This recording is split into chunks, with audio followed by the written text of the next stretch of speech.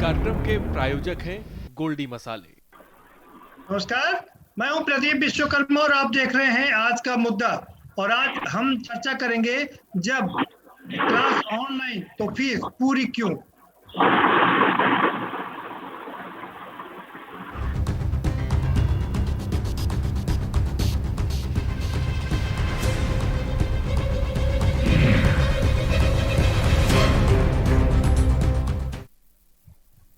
जी हाँ, सवाल यही उठ रहे हैं। अभिभावक संघ मांग कर रहा है, ज्यादातर पेरेंट्स ये मांग कर रहे हैं कि जब स्कूल खुल नहीं रहे हैं तो ऐसे में फीस पूरी क्यों ली जा रही है। ये बड़ा सवाल है और ये सवाल पहली बार नहीं उठाया गया है। पिछले साल भी इस सवाल को पूरी शिद्दत से उठाया गया था, लेकिन उस पर कोई असर नहीं हुआ। राज्य सरकार ने तमाम कोशिश की थी कि फीस कम हो जाए, लेकिन वो कामयाब नहीं हो पाई। और साथ ही साथ ये भी था कि स्कूल फीस नहीं बढ़ाएंगे। हालांकि स्कूल कॉलेज ने फीस तो नहीं बढ़ाई, लेकिन फीस कम भी नहीं की। तो ये सबसे बड़ा सवाल है कि जब स्कूल खुल नहीं रहे हैं, बच्चे स्कूल जा नहीं रहे हैं, उनके इंफ्रास्ट्रक्चर का इस्तेमाल नहीं कर रहे हैं, लाइब्रेरी का इस्तेमाल नहीं हो रहा है, किसी चीज का उनका इस्तेमाल नहीं हो रहा है, तो ऐसे में फीस पूरी क्यों ली जा रही है। और इसी बात को सुप्रीम कोर्ट में भी पूरी शिद्दत से उठाया गया। सुप्रीम कोर्ट ने भी आदेश दिया कि प्राइवेट स्कूलों को 15% फीस कम से कम कर देनी चाहिए। लेकिन अभिभावक संघ 50% फीस कम करने की मांग कर रहा है, क्योंकि उसका मानना है कि ज्यादातर लोगों की नौकरियां चली गई हैं, नौकरी है नहीं। ऐसे में बच्चे की फीस भर पाना कोई आसान काम नहीं है। तो वहीं स्कूलों का कहना है कि उनको इंफ्रास्ट्रक्चर पर पूरा खर्च करना पड़ रहा है, इलेक्ट्रिसिटी का बिल पूरा देना पड़ रहा है, बिजली बिल्डिंग का मेंटेनेंस देना पड़ रहा है, ड्राइवर की सैलरी हो या तमाम ऑफिस के कर्मचारी हो या टीचर्स हो, उनकी सैलरी देनी पड़ रही है। खर्चे बढ़ गए हैं। फीस हम लोगों ने 3 साल से बढ़ाई नहीं है। ऐसे में फीस में कमी करना बेईमानी होगा और हम ऐसा नहीं कर पाएंगे। हम इसी पर चर्चा करेंगे कि आखिर क्यों, क्या है मजबूरी, क्या अभिभावकों की है मजबूरी, क्या स्कूल संचालकों की है मजबूरी, और क्या निकले बीच का रास्ता। इस पर चर्चा करेंगे। हमारे साथ में खास मेहमानों का पैनल है, हम उनसे आपका परिचय करा देते हैं। हमारे साथ हेमंत भसीन साहब जुड़ चुके हैं, अध्यक्ष है अभिभावक संघ के। बहुत स्वागत है हेमंत भसीन साहब आपका। हमारे साथ ऋचा खन्ना जुड़ चुकी हैं, वो स्कूल संचालक की तरफ से हैं, हमारे साथ में सदस्य हैं स्कूल संचालक संघ की। आपका बहुत स्वागत है ऋचा जी। अनीता अग्रवाल जी जुड़ चुकी हैं हमारे साथ में, भारतीय जनता पार्टी के प्रवक्ता है। बहुत स्वागत है आपका अनीता जी। अपना ऑडियो खोल लीजिए आप। और हमारे साथ जावेद जी जुड़ चुके हैं, कांग्रेस के वरिष्ठ प्रवक्ता है। आपका भी बहुत स्वागत है जावेद साहब। सीधा रुख करेंगे हेमंत भसीन साहब का। हेमंत साहब, क्या दलील है आपकी, क्यों चाहते हैं कि फीस कम हो।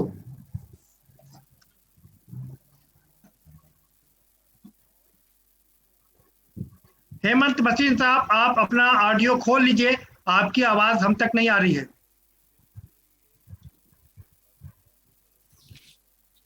हेलो, हाँ सर, जी अब हम भसीन साहब अपनी बात रख सकते हैं जी। हाँ जी सर, क्यों ना फीस कम की जाए। मुझको ये बताइए, जो भी स्कूल्स ये कह रहे हैं कि हम टीचर्स को सैलरी दे रहे हैं, हमारा इलेक्ट्रिसिटी का बिल आ रहा है, ये सब बातें बेमानी है sir. Most of the schools में टीचर्स की सैलरी 70% से 50% तक काट के दी जा रही है।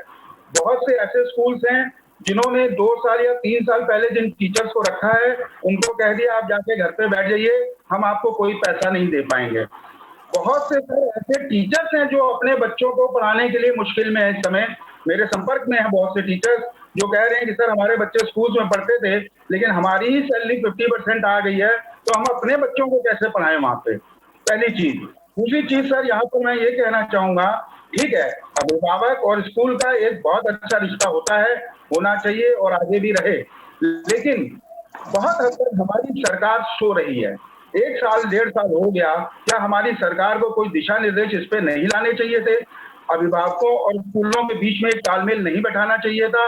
पिछली बार की मीटिंग में मुझे याद है अनिल अग्रवाल जी ने कहा था कि हम लोग 20% की फीस में छूट देंगे, लेकिन sir most of the school में मोस्ट ऑफ द पेरेंट्स को वो छूट नहीं मिली। जो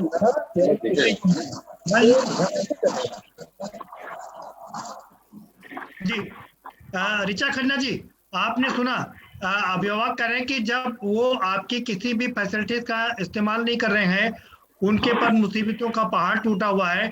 ऐसे में ये स्कूल फीस कम क्यों नहीं कर रहे?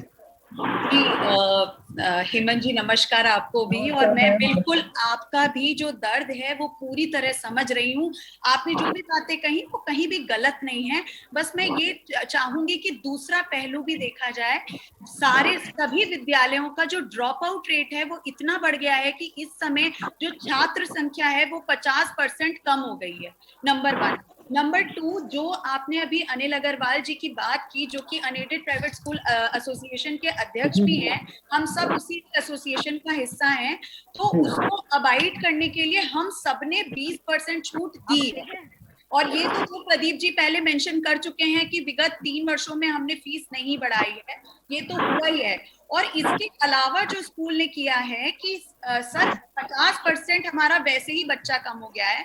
उसके अलावा जो भी नीडी पेरेंट्स थे उनमें से करीब 10 से 15% पेरेंट्स को, मतलब कि जो बच्चे हैं उनको फ्री पढ़ाया जा रहा है, क्योंकि कई अभिभावक हैं जिनकी नौकरियां चली गई हैं, कई अभिभावक हैं जो बहुत ही परेशानी में बच्चों को पढ़ा रहे हैं, गांव माइग्रेट कर गए, वहां से किसी तरह मैनेज कर रहे हैं। तो ये 10 से 15% हम लोगों ने छूट कर रखी है। और उसके अलावा भी एक बड़ा परसेंटेज है जो हम लोग सिर्फ 20% पे हम रुके नहीं हैं, हम ठहरे नहीं हैं, हम थमे नहीं हैं। जैसी अभिभावक की नीड रही, देखिए चाहे छात्र हो चाहे अध्यापिकाएं हो, सालों से विद्यालयों से जुड़ी हुई हैं, हम सबका एक भावनात्मक एक जुड़ाव है, एक लगाव है, तो हमें सबको साथ लेके चलना है। और इसी बात में मैं ये कहूंगी कि देखिए आप कोरोना की जो स्थिति आ रही है, जो संक्रमण जो बढ़ गया है इतना ज्यादा, कितनी इंडस्ट्रीज बंद हो गई हैं, कितने लोग बेरोजगार हो गए हैं। एक एजुकेशन सेक्टर एकमात्र सेक्टर है जो अभी भी खड़ा है और अपने टीचर्स को लेके चल रहा है, साथ में लेके चल रहा है, उनकी जॉब को उसको रिटेन किया हुआ है उन्होंने किसी तरह, बहुत ही भरसक, केवल इस आशा में कि आगे परिस्थितियां बेहतर होंगी। ये मतलब एक जनरल पर्सपेक्टिव है कि मैक्सिमम आप ये भी सोचिए अध्यापिकाएं और जो अध्यापक हैं वो किन परिस्थितियों में काम कर रहे हैं आजकल।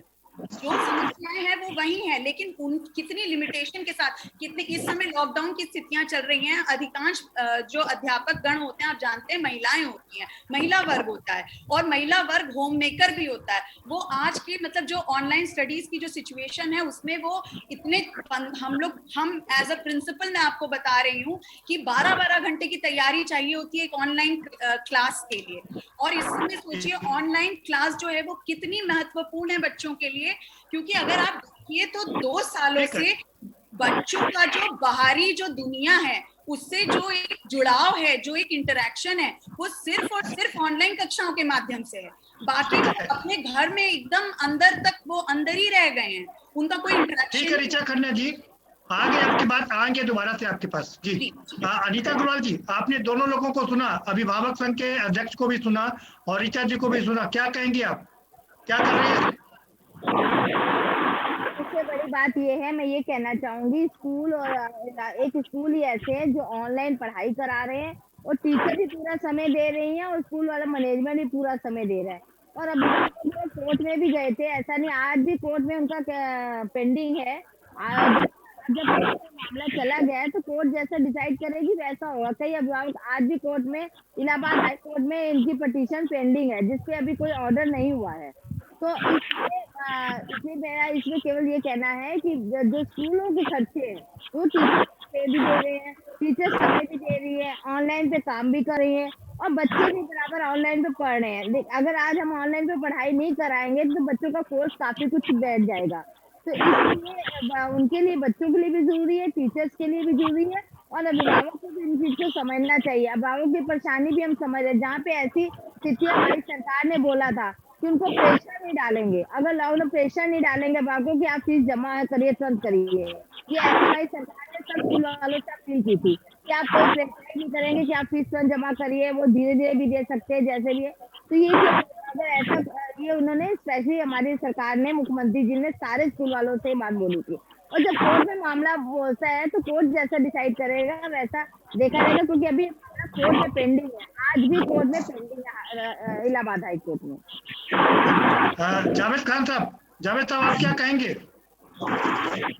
देखिए प्रदीप जी, बहुत निश्चित रूप से ये एक बड़ा संकट काल भी चल रहा है और ये बड़ा संवेदनशील विषय है। ये बच्चों के भविष्य के साथ देश के ऑफिस से जुड़ा हुआ मामला। इसमें सरकार को पहल करनी चाहिए। सरकार को तो हर व्यक्ति से टैक्स चाहिए, वो टैक्स वसूल रही है, कहीं कोई छूट नहीं। आखिर इस संकट काल में सरकार काम नहीं आएगी तो किस समय काम आएगी। ये सच है कि अभिभावक, उनका अपना दर्द है, हम भी एक अभिभावक हैं, हम लोग भी दर्द उसका बर्दाश्त कर रहे हैं। और जो स्कूल मैनेजमेंट है उनकी भी अपनी समस्याएं हैं, वो से अपना वेतन आधा दे रहे हैं अपने अध्यापक स्टाफ को या 70% कम कर रहे हैं, वो एक अलग विषय है। लेकिन उनका इंफ्रास्ट्रक्चर है, उनके भी बिजली के बिल हैं, उनके भी स्कूल के टैक्सेज हैं जो नगर निगम या नगर पालिकाओं को देने होते। ये सारी समस्याएं हैं और उसके साथ इनको भी कहीं ना कहीं जो है तमाम समस्याओं का सामना करना पड़ रहा है। अब तो एक प्रदीप जी आप देख रहे हैं चलन आ गया है कि हाई कोर्ट अगर सरकार के पक्ष में निर्णय कर दे तो वो चुप होकर बैठ जाता है, और सरकार के खिलाफ जनहित में कोई निर्णय आ जाए तो वो ऊपरी न्यायालय में चला जाता है। हमारी बहन अनीता जी ने बड़ी खूबसूरती के साथ कहा कि वो जब अदालत का फैसला आएगा तब की तब देखी जाएगी। अरे संकट आज है अभिभावक के समक्ष भी, और संकट आज है स्कूल मैनेजमेंट के सामने भी, और सब लोग बर्दाश्त कर रहे हैं। इस कोरोना काल में सब कुछ बंद है। हम 14 महीने से पूरा देश किस तरीके से सरकार ने अनीता अग्रवाल जी, फिर दोबारा से आपके पास आऊंगा जी। आप जब दोबारा मौका मिले बहन आप खूब बोलिएगा। ये सरकारें होती किस लिए? जन कल्याण के लिए, जन सरोकार के लिए होती। अगर जनता के साथ अगर ये न्याय नहीं कर सकती हैं, जनता के संकट के समय ये उनके साथ खड़ी नहीं हो सकती हैं, तो क्या संकट के समय इनको नैतिक अधिकार है किसी भी सरकार का कि वो जनता से कर वसूले? बिजली का बिल समय से चाहिए, हाउस टैक्स समय से चाहिए, हर चीज का भुगतान करेगा, और रोजगार हमारे छीनते जा रहे। तो आखिर सरकार इसमें क्यों नहीं संवाद करती है कि अभिभावक का भी दर्द समझे? अनीता जी आपके पास जी, ठीक है जावेद साहब, बात हो गई आपकी। बीडी नकवी साहब भी जुड़ गए हमारे साथ में, पूर्व जज हैं। बहुत स्वागत है बीडी नकवी साहब।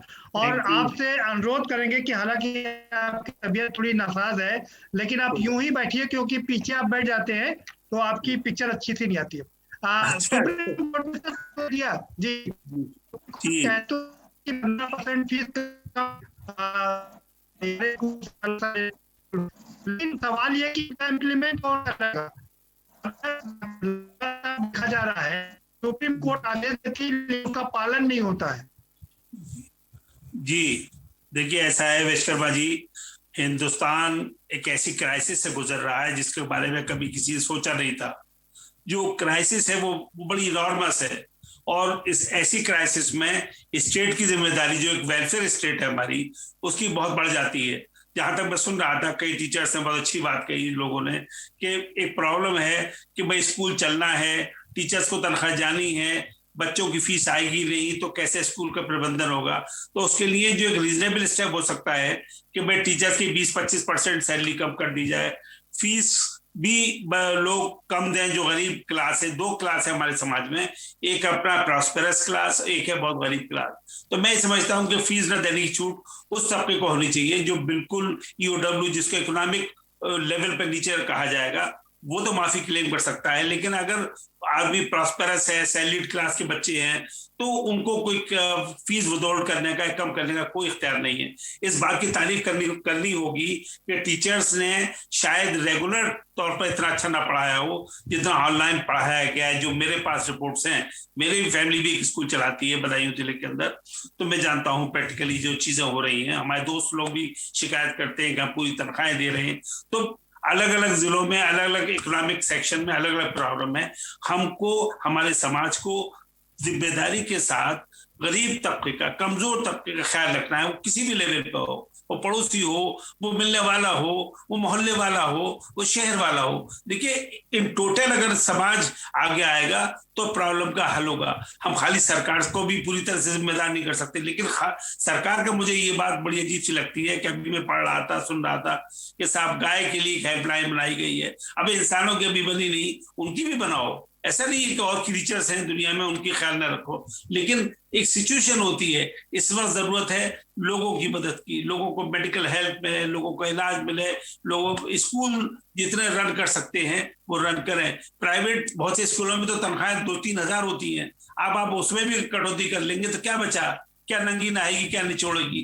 तो ये जो एक मसला है कि भाई ये अलग अलग हमारे यहाँ एक अजीब सिस्टम है। एक टीचर सरकारी 50-60 हजार रुपए कमाता है, एक प्राइवेट स्कूल 25,000 देता है, एक 5,000 देता है। हम किसी के लिए यूनिफॉर्म पॉलिसी नहीं बना सकते, हम ऐसी कोई बात नहीं कर सकते टीवी पर जो किसी एक सेक्शन को हिट करे किसी तरह से, क्योंकि पूरा डाटा हमारे पास नहीं है।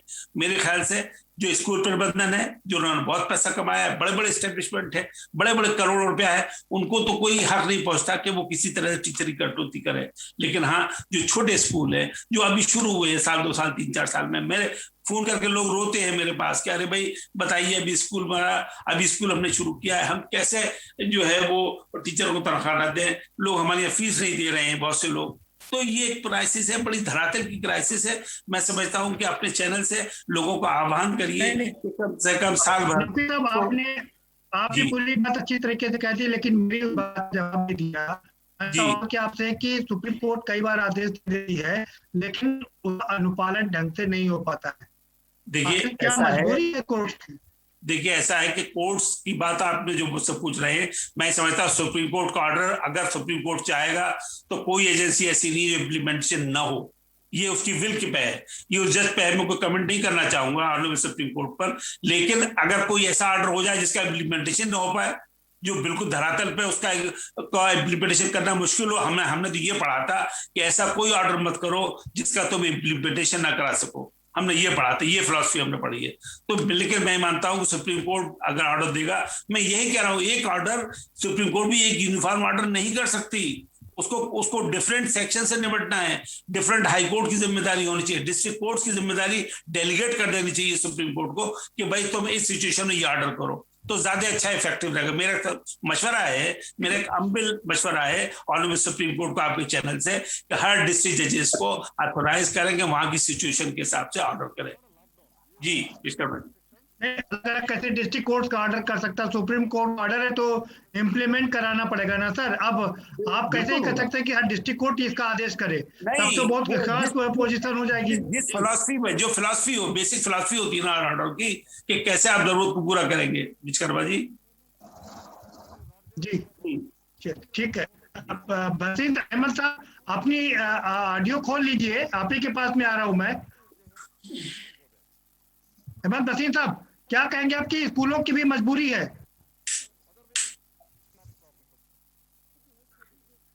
बसीर साहब अपना ऑडियो खोल लीजिए, आपकी आवाज नहीं आ रही है। खुला हुआ सर, आवाज आई आपको?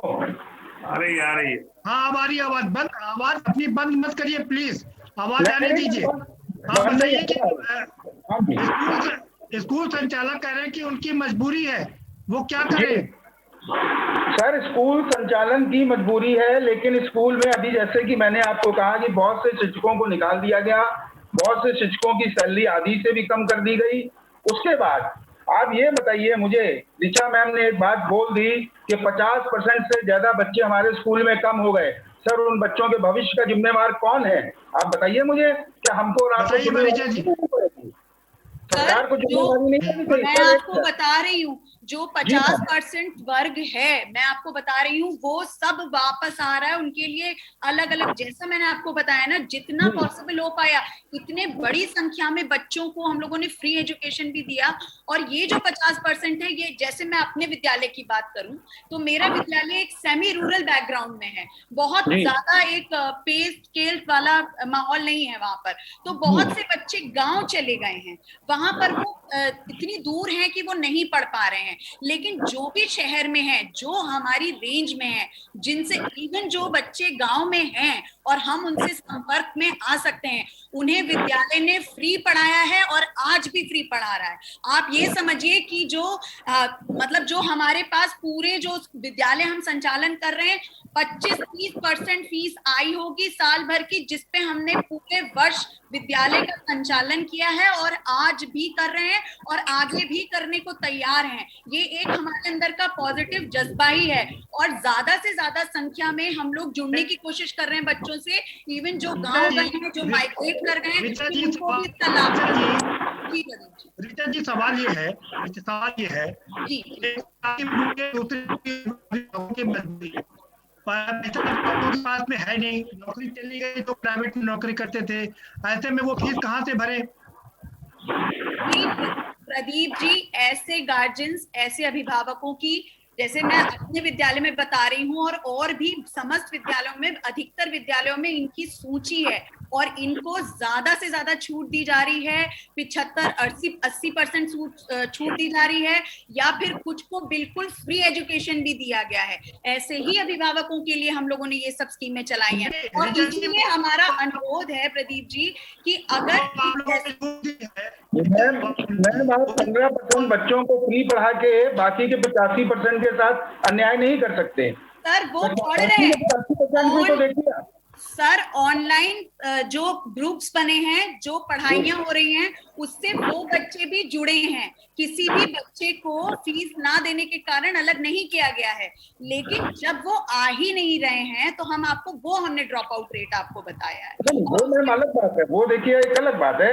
बहुत से पेरेंट्स हैं जिन्होंने बड़े स्कूलों से बच्चों को निकाला और कम फीस वाले बच्चों स्कूल में शिफ्ट कर दिया। आपकी इस बात से मैं पूरी तरह सहमत हूँ, इसमें कोई दिक्कत नहीं है। लेकिन मैम और भी बहुत सी चीजें, जैसे आप कह रहे हैं कि हम ऑनलाइन पढ़ा रहे हैं, 15% बच्चों को फ्री पढ़ा रहे हैं, लेकिन आप 85% से तो फीस लेने की कोशिश करते हो। नहीं करते हैं। आप ये भी तो सोचिए, हमारे पास बचा ही 30% बच्चा है, फीस देने वाले ही 20-30% बच्चे हैं और किसी पे कोई जोर नहीं दिया जा रहा है। एक बात और कहना चाहूंगी प्रदीप जी, यहाँ पर कोरोना में जितनी सेंसिटिविटी विद्यालयों ने दिखाई है उतनी किसी ने नहीं दिखाई है। किसी भी गार्जियन पे कोई जोर नहीं दिया गया है कि आप फीस दीजिए। जो कंडीशन में दे पाया है उसने तब फीस दी है। दिखाना पड़ेगा। आज भी फीस नहीं आई है, कई मतलब एक बड़े परसेंट की नहीं आई। आप ऐसे सेक्टर में काम कर रहे हो, वो शिक्षा एक ऐसा सेक्टर है जो ये नहीं कह सकता कि हमको अगर प्रॉफिट नहीं होगा तो हम आपको नहीं पढ़ाएंगे। सर प्रॉफिट की तो बात ही नहीं है, सर प्रॉफिट की तो बात ही नहीं है। आप ये भी समझिए अभी तक तो प्रॉफिट ही था, अभी तक तो प्रॉफिट ही था मैम। कैसे आप सर बहुत ही एक छोटे वर्ग की बात कर रहे हैं, बहुत ही छोटा। जब आप स्कूल्स की बात करें तो एक एवरेज स्कूल्स की बात करें, जो आप बात कर रहे हैं वो बहुत ही हाई फाई स्कूल्स की कर रहे हैं। मैं ये बताना चाहूंगी कि आप ये भी अंदाजा लगाएं कि पूरे भारतवर्ष में ऐसे कितने स्कूल हैं जो बिल्कुल टोटली हाई प्रॉफिट पे काम कर रहे हैं। अगर हम अपने लखनऊ की भी बात करें तब भी ऐसा मात्र 10% स्कूल होगा जो एवरेज स्कूल है वो नो प्रॉफिट नो लॉस या लॉस पे काम कर रहा है। इस बात को आपको मानना पड़ेगा, आप नकार नहीं सकते हैं। तो जो मतलब आप जब एक डिसीजन लेते हैं या जब एक अम्ब्रेला के नीचे सबको रखते हैं, तो आप जैसा कि हमने अभी सर से भी बात की इसके पहले, ऋचा जी सवाल नहीं रख सकते हैं। ऋचा जी सवाल ये है कि बात सच है कि जब आपकी लाइब्रेरी का इस्तेमाल नहीं हो रहा है, आपके इंफ्रास्ट्रक्चर का इस्तेमाल नहीं हो रहा है, तो अभिभावक लाइब्रेरी की फीस क्यों दे? ये देखा गया है कि उस को सरकार ने कहा, कोर्ट ने कहा कि आप बाकी की ये सब फीस मत लीजिए, तो उन्होंने एक मुफ्त फीस बना दिया। जो बाइफरकेशन होता था उसको खत्म करके एक मुफ्त फीस बना दिया, टोटल में फीस मांगने लगे।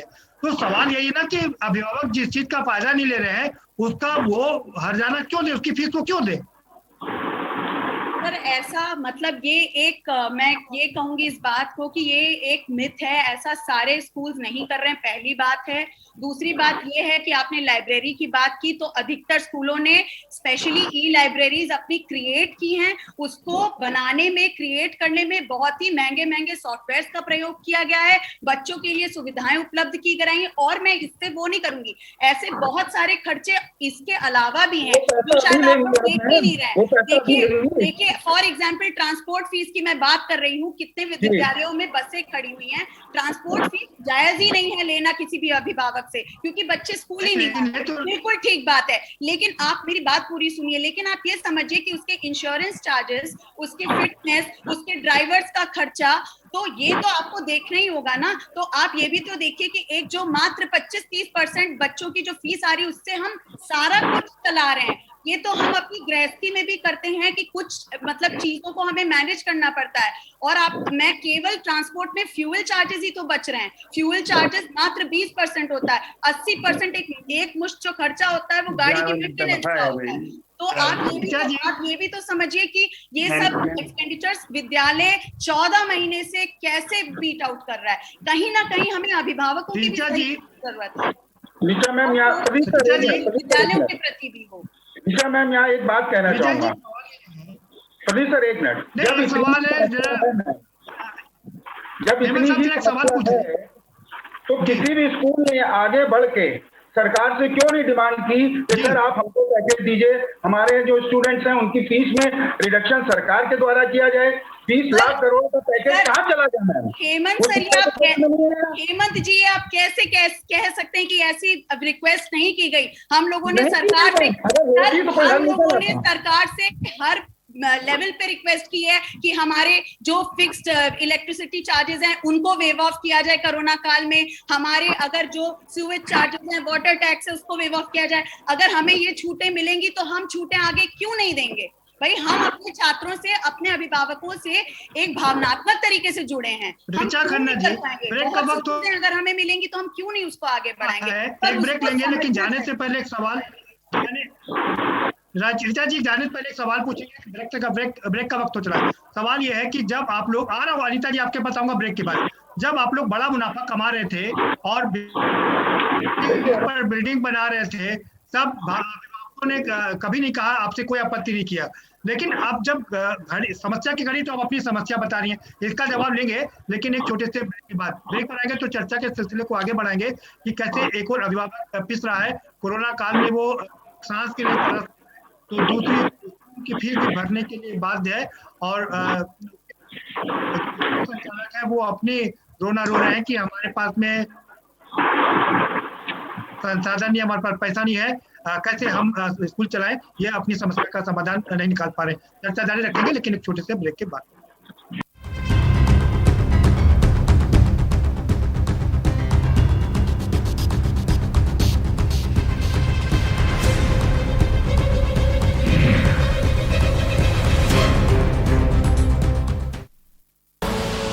आप देख रहे हैं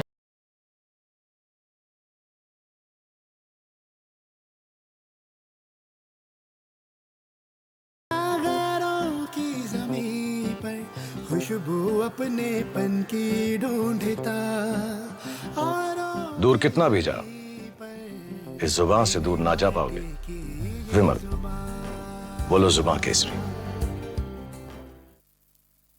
और खुशबू में झूम के भाई लेके आए गोल्डी मसाले। गोल्डी मसाले, खुशबू और स्वाद ऐसा तो रिश्तों में गुस्सा कैसा। ग्राम पंचायत हरपुर के समस्त सम्मानित जनता को मैं हृदय से आभार व्यक्त करता हूं कि जिन्होंने पंचायत के चुनाव में हमको अच्छे वोटों से जिता करके जो है निर्वाचित किया, और मैं इनके उम्मीदों पे हमेशा खरा उतरूंगा। इनका जो विश्वास है, जो विश्वास से इन्होंने हमको चुना है, इस विश्वास को पूरा बरकरार रखूंगा और इनके सुख दुख में काम आने का काम करूंगा। इसी के साथ साथ नौतनवा ब्लॉक से जो भी क्षेत्र पंचायत सदस्य निर्वाचित हुए हैं, उनको भी मैं अपनी तरफ से तहे दिल से धन्यवाद देता हूँ, ढेर सारी बधाई देता हूँ, शुभकामनाएं। ग्राम पंचायत बरगनवा की समस्त सम्मानित जनता को मैं मुन्ना अली, नवनिर्वाचित ग्राम प्रधान बरगनवा, सभी को बधाई देता हूँ।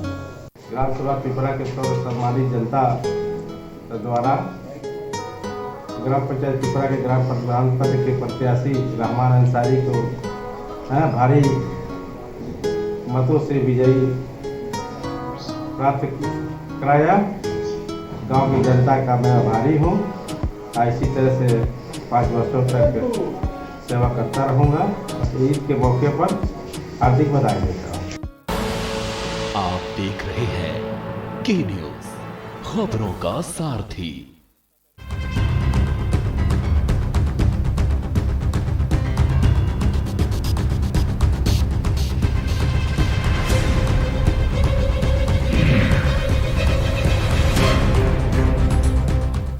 ठीक हो, ये हमारी बात करने को वो है कि सिस्टम डिस्ट्रीब्यूशन सही हो।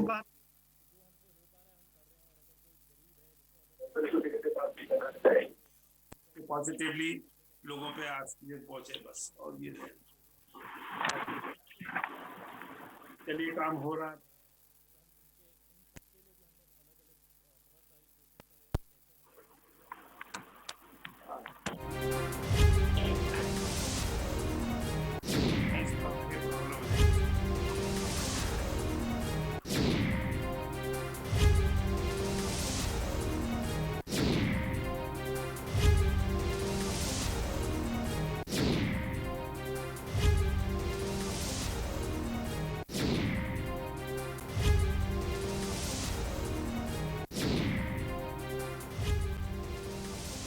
मेहमान है और सभी मेहमान हमारे साथ में है। ऋचा जी के पास चलेगा। ऋचा जी, सवाल मैंने जो आपसे ब्रेक पर जाने से पहले पूछा था, सवाल ये है कि आप लोग लगातार इतने सालों से मुनाफे पे मुनाफा कमा रहे थे, तब अभिभावकों ने कुछ नहीं कहा। अब जब जरूरत है तो आपको जो जमा पूंजी है उसमें से थोड़े हाथ बाहर निकालने पड़ेंगे। क्या मैं गलत कह रहा हूँ ये बात?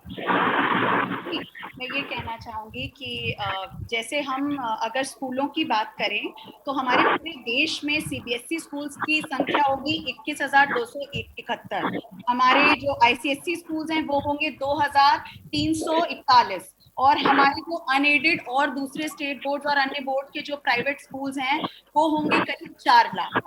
अगर हम मान के चलते हैं कि एक एवरेज स्कूल में 50 टीचर्स भी हैं, एक एवरेज स्कूल में कम और ज्यादा एक एवरेज लेके, तो भी आप देखेंगे तो 2,11,80,900 टीचर्स के एम्प्लॉयमेंट की रक्षा कौन कर रहा है आज की तारीख में?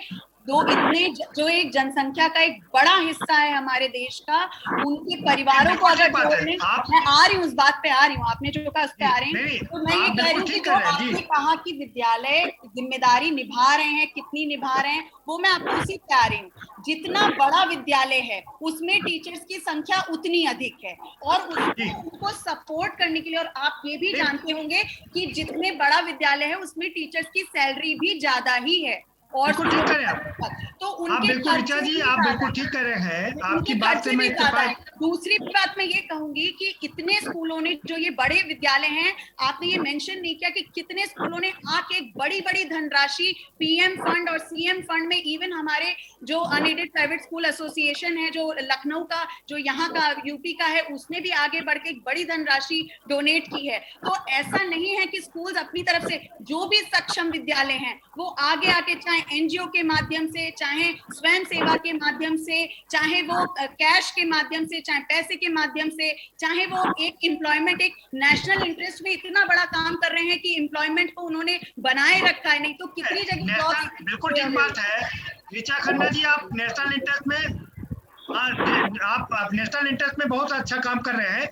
सवाल यही है कि जब आप सही समय था, आप लोगों ने खूब पैसा कमाया, किसी को कोई उसी पैसे से बहुत सारे बच्चों को फ्री एजुकेशन दी जा रही है और जो टीचर्स हैं उनको, वो तो आपने आरटीई के तहत, ऋचा खन्ना जी वो तो आपकी मजबूरी थी ना, आरटीई की तरफ, आप आरटीई के जो अंतर्गत बच्चे आए थे उनको आपने शिक्षा दी थी। जी नहीं, मैं आज की भी परिस्थितियों में बात बता रही हूँ, जिस तरीके से विद्यालय आगे आए हैं और इतने उन्होंने इनिशिएटिव्स लिए हैं कोरोना काल में लोगों को सपोर्ट करने के लिए। मैं चाहूंगी उनके थोड़ा सा आप लोग थोड़ा नजर डालें। ये बात बिल्कुल ठीक है ऋचा खन्ना जी, लेकिन सवाल ये उठता है इस कोरोना काल में जब सारे लोग आगे आ रहे हैं और सब चीज जहाँ पर ऑक्सीजन नहीं, ऋचा खन्ना जी सवाल सुन लीजिए पूरा, सारे लोग आगे आ रहे हैं और एक दूसरे की मदद कर रहे हैं। ऐसे में आप लोग आगे आके ये क्यों नहीं कहते हैं कि भाई हम 2 महीने तक फीस नहीं लेंगे, हम अभिभावकों की मदद करेंगे? आप ये राष्ट्र हित में ये काम क्यों नहीं कर सकते? प्रदीप जी बिल्कुल कहा है, पिछले वर्ष भी कहा है, 20% वो भी दी है, आगे हम लोगों ने ये भी आगे ऋचा जी माफ करिएगा सर, सबने अपने हमारी नजर में। हेमंत जी, क्या आपको पता है किसी स्कूल ने फीस माफ की है? सर मैं अपने विद्यालय की बात कर रही हूँ, मैंने कई बच्चों की, बहुत एक बड़ी संख्या में बच्चों की, कई बच्चों की, आप ऋचा जी आपने कई बच्चों की होगी। मेरा सवाल ये था क्यों नहीं पूरे स्कूल के बच्चों की फीस माफ कर दिया 2 महीने के लिए कि हम राष्ट्रीय हित में हैं, हम फीस माफ करें, हम 2 महीने तक बच्चों की फीस नहीं लेंगे। सर तो हमको मतलब सरकार कह दे कि कुछ जो टैक्सेस हैं वो 2 महीने तक नहीं लिए जाएंगे, तो ऐसा स्टेटमेंट देना संभव होगा? ठीक है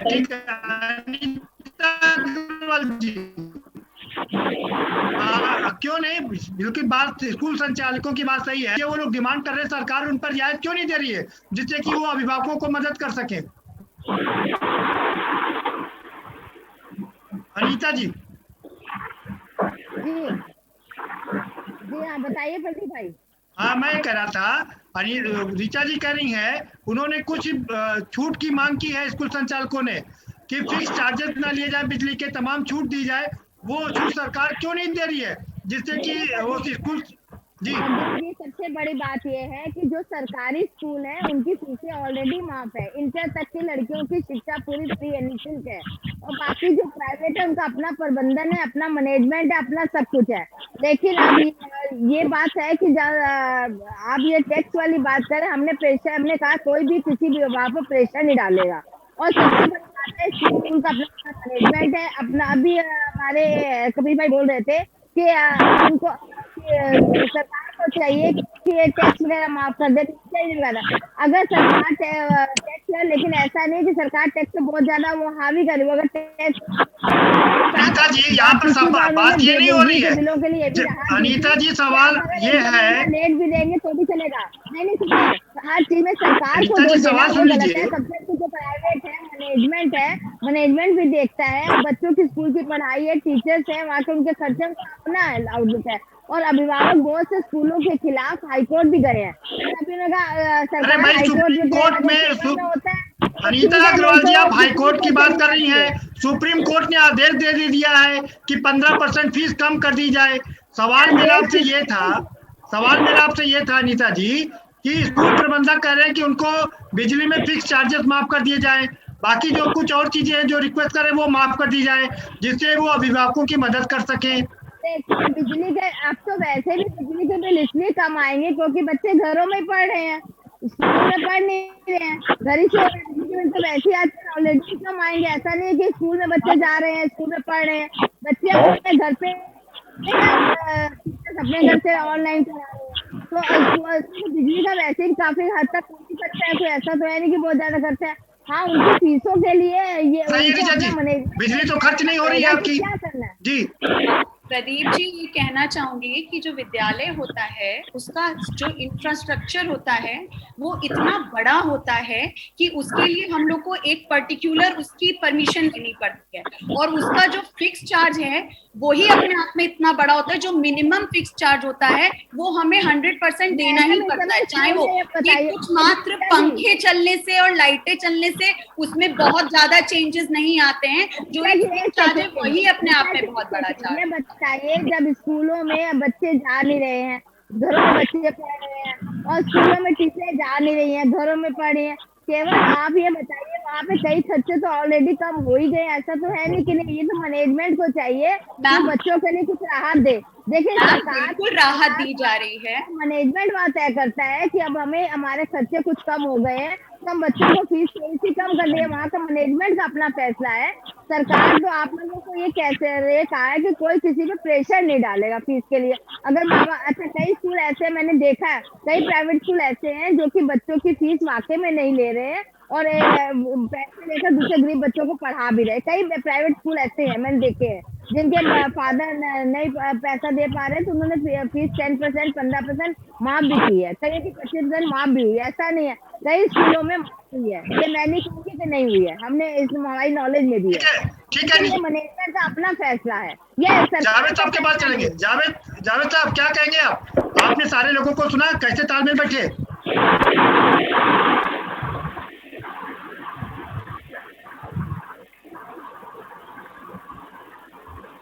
जावेद साहब है कहाँ? जावेद साहब की आवाज नहीं आ रही है।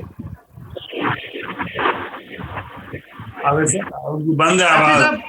लक्ष्मी साहब आप ही बता दीजिए कि कैसे तालमेल बैठे, जावेद साहब की आवाज नहीं आ रही है। जी देखिए, आपने विश्वकर्मा जी अभी आपने कहा कि ऑनरेबल सुप्रीम कोर्ट 15% फीस कम करेगी, एक अच्छा स्टेप है।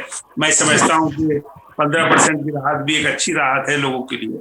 बात नहीं हो रही है, ऋचा जी ने बड़ा डिटेल बताया चीजों को और बड़ी अच्छी तरह एक्सप्लेन किया है, लेकिन बात वहीं आ जाती है कि प्रॉब्लम कहाँ है, किस तरह के लोग प्रॉब्लम से जूझ रहे हैं।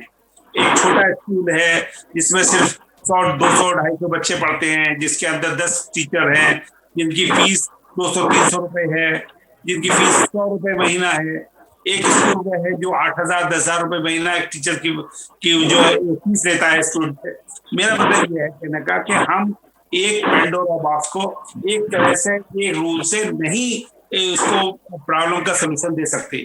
मेरा ये कहना है, मेरा ये अर्ज करना है कि हमें एज ए होल अलग अलग कैटेगरीज बनानी होंगी कि कौन से स्कूल ने पैसा कमाया है, सबकी एक बैलेंस शीट होती है, सब एक तरह से सारा पता होता है। तो मेरा यही कहना था कि एक नोडल अथॉरिटी जिले के अंदर ये आइडेंटिफाई कर सकती है कि ए स्कूल ने पैसा कमाया, बी स्कूल ने कमाया, सी ने कमाया, डी ने नहीं कमाया। डी नया है, डी की हैसियत नहीं है। हमारे यहाँ एक सेमी अर्बन एरिया है, एक अर्बन एरिया है, एक बिल्कुल डिस्टेंट एरिया है। तो हम किसी एक कानून से सबको नहीं टैकल कर सकते। मेरा ये कहना है हमें as a whole holistic level पर चीजों को देखना होगा और तब एक राय कायम करनी होगी कि हम इस प्रॉब्लम को कैसे डील करें।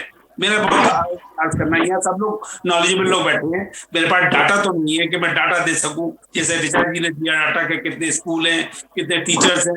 मैंने तो ये देखा कि हर जिले के अंदर ABC कैटेगरी 3-4 कैटेगरी के स्कूल हैं और बेचारे वो पढ़ाते हैं। कुछ स्कूल बहुत अच्छा पढ़ाते हैं, कम तनख्वाह टीचर बहुत अच्छा पढ़ाते हैं, एक स्कूल ऐसे बहुत पैसे लेके अच्छा नहीं पढ़ाते। तो कहीं ना कहीं गवर्नमेंट सपोर्ट तो होनी चाहिए। हम जो कमजोर स्कूल हैं उनके लिए गवर्नमेंट की सपोर्ट कहीं ना कहीं से आनी चाहिए। मेरा बिल्कुल मेरा ये मत है और आप लोग भी एग्री करेंगे कि जो छोटे नकवी साहब बात ठीक है, गवर्नमेंट का सपोर्ट आना चाहिए कमजोर स्कूलों के पास। जो भी हाउस टैक्स है ये है, जो बड़े स्कूल्स हैं जिन्होंने करोड़ों रुपए कमाए हैं और बिल्डिंग बनाई है, उनका क्या करेंगे? मैं छोटे स्कूलों की बात नहीं कर रहा हूँ। के लिए बड़े स्कूल जो बहुत पैसा कमा चुके हैं, जैसे हमारे CMS है लखनऊ में, बहुत बड़ा ऑर्गेनाइजेशन है, कम से कम उन लोगों को आगे आना होगा मदद के लिए। जिस तरह से हम ऑक्सीजन से निपट रहे हैं, जिस तरह से हम एक दूसरे मदद कर रहे हैं, इधर जो है इसी तरह से हमें स्कूल की प्रॉब्लम को, टीचिंग की प्रॉब्लम को निपटना होगा, तब शायद हम बस में वर्क करता है। राइट, ठीक है हेमंत वसीम जी, आपको आवाज मिली? ड्यूटी टुवर्ड्स सोसाइटी जी, ठीक है डेमोक्रेसी, ड्यूटी टुवर्ड्स सोसाइटी जी। हेमंत वसीम जी, आपने सुना ऋचा जी कह रही हैं कि चाहे ऑनलाइन क्लासेस हो रही हो, लेकिन जो रेगुलर खर्चे हैं उसमें कोई कटौती नहीं हुई, उसमें कोई कमी नहीं आई है। जी सर, तो ये खर्चे मीट आउट कैसे होंगे? सर ऋचा जी ने ये कहा कि बड़े स्कूलों की टीचरों की सैलरी ज्यादा होती है, तो क्या बड़े स्कूलों के बच्चों की फीस ज्यादा नहीं होती है? ऋचा जी से पूछिए, फीस नहीं है ज्यादा क्या? पहली चीज। दूसरी चीज, जहां तक खर्चों की बात होती है, मैंने एक बार फिर से ये कहा कि क्यों नहीं सरकार की दखलंदाजी हम इस पूरे मामले में लेके आते हैं। मैं आपसे भी कहूंगा सर, के न्यूज के चैनल से कहना चाहूंगा कि आप माध्यम बनिए सरकार, अभिभावक और स्कूलों के मध्य में। जब तक सर सरकार इसमें अच्छे से इंटरेस्ट नहीं लेगी, ये मुद्दा हल नहीं हो पाएगा। अभिभावक और विद्यालय लड़ते रह जाएंगे और सफर होगा बच्चे का भविष्य। मैडम ने कहा 2 करोड़ 11 लाख टीचरों को आप जो है पाल रही हैं या आप सैलरी दे रहे हैं, स्कूल 15 करोड़ बच्चों का भविष्य भी तो आप खराब कर रहे हैं मैम, वो भी तो देखिए साथ में, वो कहाँ जा रहा है। तो सर मेरा आपसे अनुरोध है, खासतौर से मैं के न्यूज चैनल को बधाई दूंगा कि आपने इस समय भी एक मुद्दा किया जब पूरा देश दूसरे मुद्दों पे लगा हुआ है जो कि वाकई गंभीर है इस समय। लेकिन सर ये भी एक बहुत बड़ा मुद्दा है, ये आगे चल कर 15 करोड़ बच्चों के भविष्य का सवाल है और 2.5 करोड़ बच्चों टीचरों के भविष्य का सवाल भी है। दोनों जगह में देखना पड़ेगा जी। वही मैं कह रहा हूँ सर, ये चीजें हमको सर 1 साल बाद पता चलेंगे कि हमारे बच्चे कितना सफर किए इस कोरोना महामारी की वजह से, अगर सरकार ने उचित कदम नहीं उठाए अभी तो। जो सरकारी स्कूल है, सरकारी स्कूलों में लोग बच्चों को क्यों नहीं पढ़ाते हैं? सरकारी स्कूल में तो ऑलरेडी फीस माफ है, ऑलरेडी सब कुछ है, लेकिन लोग भी तो प्राइवेट ही पढ़ाना चाहते हैं ना। ये भी तो गलत है कि सरकारी स्कूल में पढ़ाई नहीं होती है। इस समय आप ये बात कहें तो इसका कोई तुक नहीं है। मुझे नहीं लगता कि आपके बच्चे सरकारी स्कूल में पढ़े होंगे। नहीं मैम, आपके बच्चे सरकारी स्कूल में पढ़े हैं, आपके बच्चे सरकारी स्कूल में पढ़े हुए हैं, काम चलेगा। आप सरकारी स्कूलों को लीजिए, बच्चों को पढ़ाते हैं। ऐसा तो है नहीं सरकारी स्कूल में कोर्स ही पढ़ाया जाता है या टीचर्स नहीं होते। आपके बच्चे सरकारी स्कूल में पढ़े मैम, आपके बच्चे सरकारी स्कूल में पढ़े, सरकारी स्कूल के पढ़े हुए लोग हैं ना। आप वो बात खुद नहीं कर पा रही है, दूसरे को तो करने को। हम चाहते हैं जब हम बड़े बच्चे यूनिवर्सिटी में चाहते हैं सरकारी यूनिवर्सिटी में एडमिशन हो जाए, कोई DU में जाएगा, कोई LU में जाएगा, तब वो प्राइवेट है। लेकिन छोटे बच्चों को ही क्यों प्राइवेट में पढ़ाते हैं? सर आपकी सरकार ने क्या रखा है ये आपको मालूम है? बेसिक शिक्षा के टीचरों को क्या आता है ये आपको मालूम है? आप बताइए ना। हाँ सुनिए, अब जो वो पहले जो रहा होगा, लेकिन अब पूरा जो सही बेसिक चीजें आ रहे टीचर, अब नए टीचर सब बड़े अच्छे भर्ती हो रही है, पढ़े लिखे लोग आ रहे हैं, अच्छा मैनेजमेंट हो गया हो रही है ना।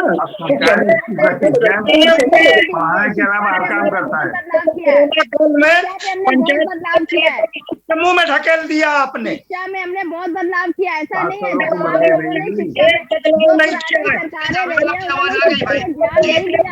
हमारी सरकार ने शिक्षा पे पूरा ध्यान दिया है। आपके शासन काल सुन लीजिए, पूरी शिक्षा पे ध्यान दिया है।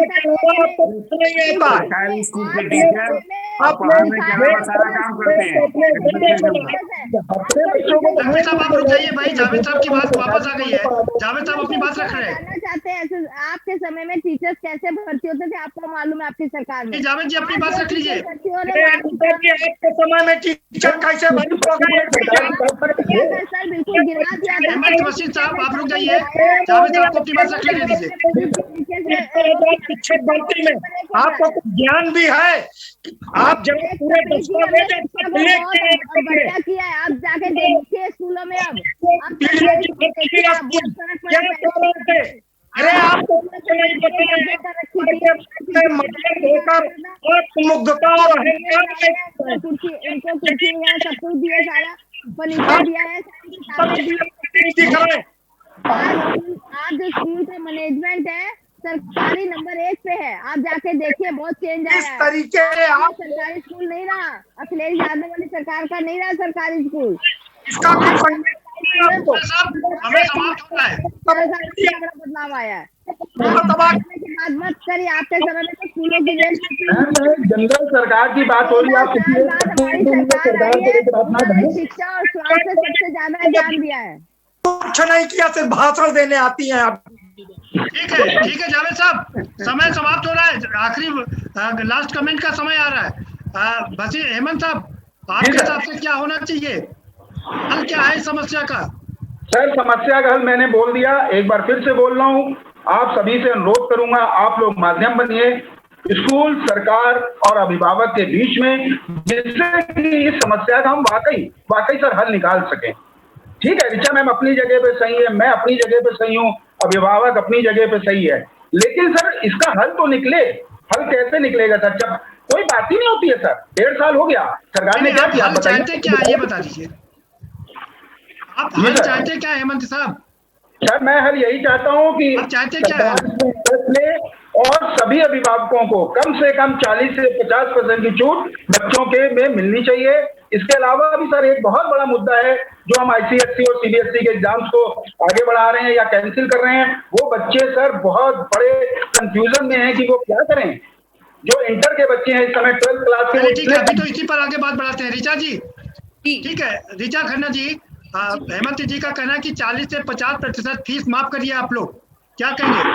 मैं प्रदीप जी ये कहना चाहूंगी कि कोई भी अभिभावक होता है तो वो अपनी बच्चे के लिए विद्यालय खुद सिलेक्ट करता है अपनी पॉकेट के हिसाब से। तो जो अगर ये बात आती है कि बड़े विद्यालयों में फीस भी ज्यादा होती है, तो ये भी मैं कहूंगी कि अभिभावकों की जो पेइंग कैपेसिटी होती है वो भी ज्यादा होती है, वहां पर सक्षम अभिभावक होते हैं। तो एक तरीके से आप देखें, ज्यादा स्टेबल और सक्षम अभिभावक वहां पर होते हैं। तो अगर आप खुद ही आप सरकारी स्कूल में ना आप अपनी पॉकेट के हिसाब से बच्चे को इंफ्रास्ट्रक्चर देखते हुए अच्छे स्कूल में पढ़ा रहे हैं, जिस भी अपनी पॉकेट के हिसाब से स्कूल में पढ़ा रहे हैं, तो आप कह दीजिए हेमंत जी, मैं बस ये कहूंगी कि विद्यालय अपने अभिभावकों से और अपने बच्चों से भावनात्मक तौर पे अपनी अध्यापिकाओं से सबसे बहुत जुड़ा रहता है। तो कुछ भरोसा विद्यालय प्रशासन पर भी दिया जाए कि वो उसको अधिकार दिया जाए कि वो जैसी जरूरत हो वैसे उस पर्टिकुलर बच्चे को आगे बढ़ के हेल्प करे। मैं 40-50% की बात ही नहीं कर रही हूँ, अगर नीडी गार्जियन है तो उसको फुल फीस ऑफ की जाए, पूरी फीस ऑफ की जाए, लेकिन वो तभी पॉसिबल है जब जो पेइंग कैपेसिटी वाले गार्जियन है, जो सक्षम है, वो हमें थोड़ा सहयोग करें, वो फीस दें, तब हम उनका ध्यान रख पाएंगे। जो सक्षम नहीं है, जो बिल्कुल 1% फीस भी नहीं, और जो आपने कहा कि इतनी बड़ी संख्या में बच्चे जो जिनका फ्यूचर खराब होगा, हम सब मिलके उनका फ्यूचर बचा पाएंगे। ये मैं एक मिनट रुकिए, मेरा एक सवाल है ऋचा जी, मेरा सवाल ये है कि जो पेरेंट्स होते हैं वो अपना तन बेच करके भी बच्चों को अच्छी से अच्छी शिक्षा देना चाहते हैं, उनके पास पेइंग कैपेसिटी ना हो, फिर भी वो बड़े स्कूलों में पढ़ाते हैं कि उनका भविष्य खराब हो गया लेकिन बच्चों का भविष्य खराब ना हो। तो पेइंग कैपेसिटी सबके पास नहीं होती रीता जी।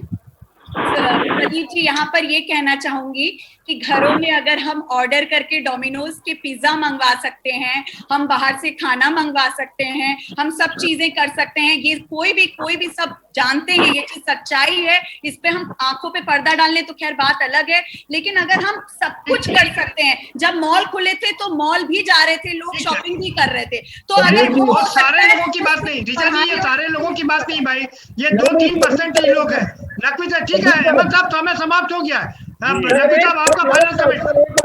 समय समाप्त हो गया, बशीर साहब माफ करिएगा, समय नहीं है बिल्कुल भी अब जी। नकवी साहब जल्दी से फाइनल कमेंट आप। मैं 2 बातें कह रहा हूँ, हमको ममता मॉडल को अडॉप्ट करना चाहिए, बच्चों को फीस सरकार दे दे और वो फीस स्कूल में जमा हो जाए, बच्चे भी खुश, टीचर भी खुश। Mamata model, we need a Mamata model, number 1। दूसरी बात, मैं अप्रिशिएट इस बात को खत्म करूंगा कि अब एक नए चलन की जरूरत है जमाने को, अब एक नए चलन की जरूरत है जमाने को। मैं बिजलियों को नवाजूं तो माशियाने को, हम सबको अपनी जिम्मेदारी अदा करनी है, तब समाज आगे बढ़ेगा, तब मुल्क मजबूत होगा। थैंक यू, शुक्रिया। ठीक है अनीता जी जल्दी से फाइनल कमेंट आपका। देखिए मेरा मानना ये है कि स्कूल के मैनेजमेंट का, स्कूलों का और अभिभावक का मैटर है, और सबसे पहले इसका इन्होंने इलाहाबाद कोर्ट में किया है, सरकार ने अपील की है कि कोई भी बच्चों के अभिभावक को प्रेशर नहीं डालेगा, क्योंकि इस समय लोगों की इनकम कम है, फीस आप जो अपनी तरफ से थोड़ी माफ करनी चाहिए और वो माफ होती भी है। जहाँ तक है स्कूल अभिभावक भी जानते हैं, स्कूल टीचर्स भी जानते हैं, एक दूसरे की कैपेसिटी देख के ही करते हैं। और जहाँ तक सरकारी स्कूल में फीसें माफ भी है और सरकारी स्कूल में निःशुल्क पढ़ाई भी जा रही है, और आज की शिक्षा का बहुत ज्यादा जावेद जी भी हो गई है। पहले वाली जावेद जी आपके पास बहुत समय कम है, 20 सेकंड में फाइनल कमेंट। बिल्कुल निश्चित रूप से जी बात हो गई आपकी। हमें छोटे बेस में भी सरकारी स्कूलों में पढ़ाने की आदत डालनी चाहिए, और अगर हम सरकारी स्कूल में जाएंगे तो वैसे ही आगे उसका स्टेटस का समाधान। जी बात हो गई आपकी, समय समाप्त हो गया आपका। सरकारी स्कूलों को देखना पड़ेगा, नाम बता दें जब हम सरकारी स्कूल अच्छे करेंगे, बहुत शुक्रिया आप सभी मेहमानों का, बहुत जावेद साहब माफ करिए, समय समाप्त हो गया हमारे पास में। बहुत शुक्रिया सभी लोगों का इस चर्चा में शामिल होने के लिए। तो बात निकली इस समय चूंकि चल नहीं, ऑनलाइन क्लासेस चल रही हैं, कुछ घंटे क्लासेस चल रही हैं, ऐसे में अभिभावक पूरी फीस क्यों दे। अभिभावकों का मानना है कि कम से कम 40 से 50% फीस माफ करनी चाहिए, क्योंकि अभिभावकों के पास में खर्च काफी बढ़ गए हैं। लेकिन स्कूल संचालकों का अपना एक मानना है कि उनके खर्चों में कोई कटौती नहीं आई है। ऐसे में वो खर्चे कहाँ से वहन करेंगे, इस बात पर गौर फरमाना चाहिए। अनीता जी का कहना है कि अगर लोगों को इतनी दिक्कत है तो सरकारी स्कूल में पढ़ा ले, लेकिन सरकारी स्कूल की पढ़ाई जावेद साहब करें, ये सब अच्छी तरीके से जानते हैं। नकवी साहब का ये मानना है कि चीजों सबको समझना पड़ेगा, सबको मिलजुल करके काम करना पड़ेगा, अपने को आगे बढ़ाना पड़ेगा और देश को आगे बढ़ाना पड़ेगा। हम इस बात को यही समाप्त करेंगे। फिलहाल इस कार्यक्रम में इतना ही, आप हमें दीजिए इजाजत और बाकी खबरों के लिए देखते रहिए के news India. Thank you. Thank you.